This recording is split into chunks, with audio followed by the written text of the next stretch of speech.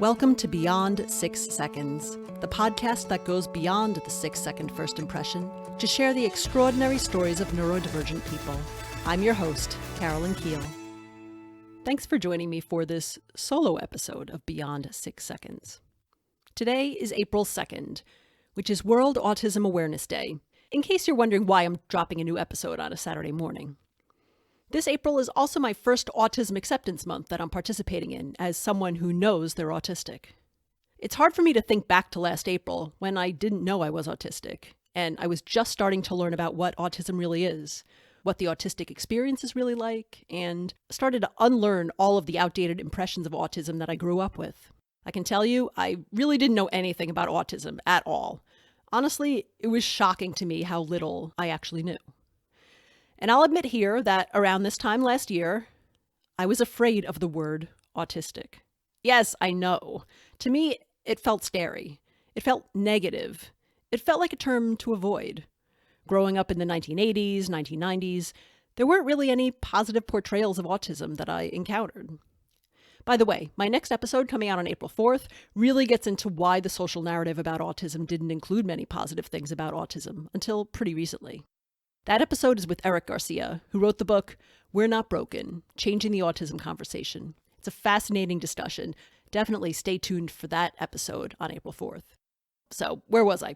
Oh yes, I was scared of the word autistic. Interestingly though, I wasn't as scared of the word autism. So, for some reason, saying that someone has autism, or is living with autism, or even saying someone is on the spectrum, just sounded to me, at that time, to be more polite or more respectful. It took this poorly understood condition and separated it from a person's identity, from their being. And for a long time, I, along with a lot of other people, thought this was a good thing. Over the past year, though, I've been learning a lot about what's called person-first language and how it compares to what's called identity-first language.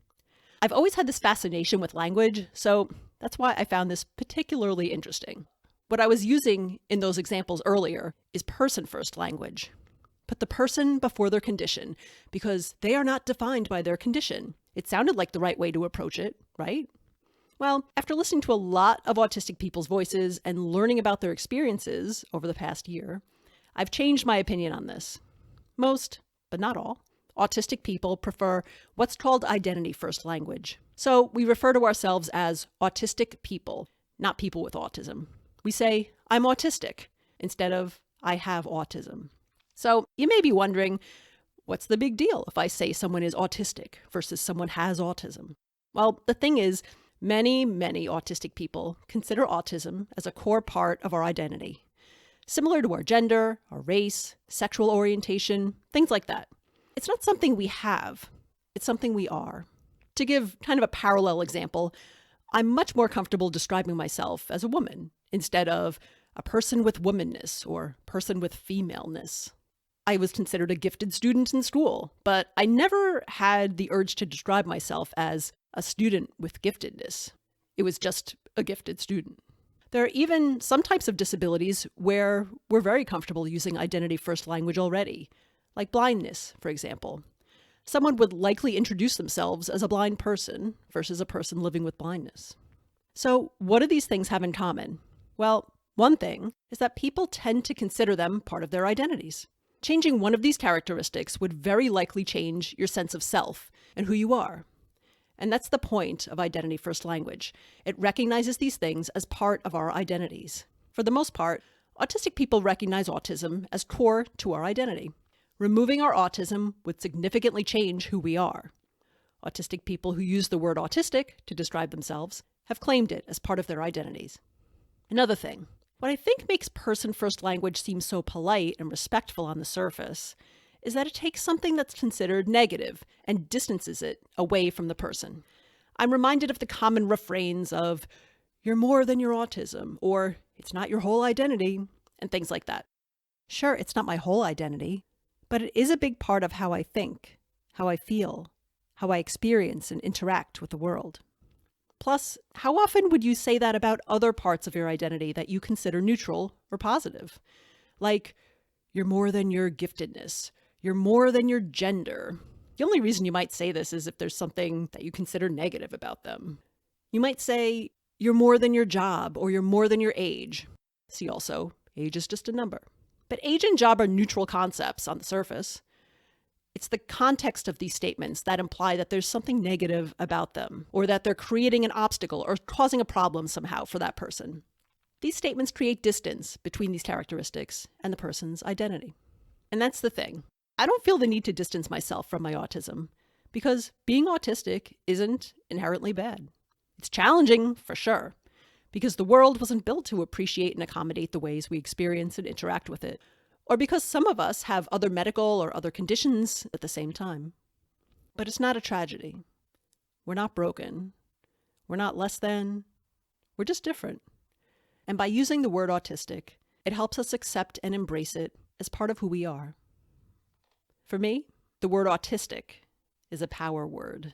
I feel powerful naming and claiming something that's been part of me all of my life, that I'm only recently starting to understand and be aware of. When I started using it to describe myself, I felt proud to be part of such a vibrant community. I felt a kind of power in finally starting to understand who I am, and that I'm not alone. I appreciate the framing that it gives me for my life experiences, including my challenges. I started to accept my autistic traits and have more compassion for myself. I have a long way to go with fully processing and accepting myself, and I may never get to the point where I disclose that I'm autistic in every situation. But that's okay. It's validating. It's significant to me. I'm proud to be autistic. My point is, there's nothing wrong with the word autistic. In fact, it can be a pretty awesome and empowering word, as long as it's not misused as a slur or stereotype. And by the way, I'm not offended or outraged by anyone who's been using person-first language like person with autism. Last year around this time, before I learned about all of this, I was using it too. But I've learned that usually the word autistic is a better descriptor. Of course, people are different. So if you have autistic loved ones in your life, you can always ask them what descriptors they prefer to use for themselves. If they prefer autistic person, or person with autism, or even on the spectrum, then respect their preference and use that term. Ultimately, it should be up to the person about how they want to identify. I've actually added this question of identity first versus person first language to my interview prep for my episodes with autistic guests. So if you hear me using person first language, it's because that's what my guest prefers. It's something I'm trying to be more mindful of too. Speaking of podcast episodes with autistic guests, I have 4 new interview episodes coming out each week in April, which feature autistic guests from a variety of different backgrounds sharing their experiences. If you enjoy these types of stories, be sure to tune into those episodes. Subscribe to this podcast in your favorite podcast app, or find all of my latest episodes on my website at beyond6seconds.net. And also, let me know what you thought of this solo episode. If you have questions, comments, or other topics you'd like me to talk about on another solo episode, I want to hear from you. I'll put links to my website and my social media in the show notes of this episode so you can let me know. Autistic used to be a scary word for me, and for a lot of other people too. But now many autistic people have reclaimed it and embraced it as part of our identities. For me, that in itself is empowering. It's really important to listen to autistic people, to respect what we have to say about our own experiences, including how we want to define our own personal identities. So, thank you for listening today. Thanks for listening to Beyond 6 Seconds. Please help me spread the word about this podcast. Share it with a friend, give it a shout out on your social media, or write a review on Apple Podcasts or your favorite podcast player. You can find all of my episodes and sign up for my free newsletter at beyond6seconds.net. Until next time.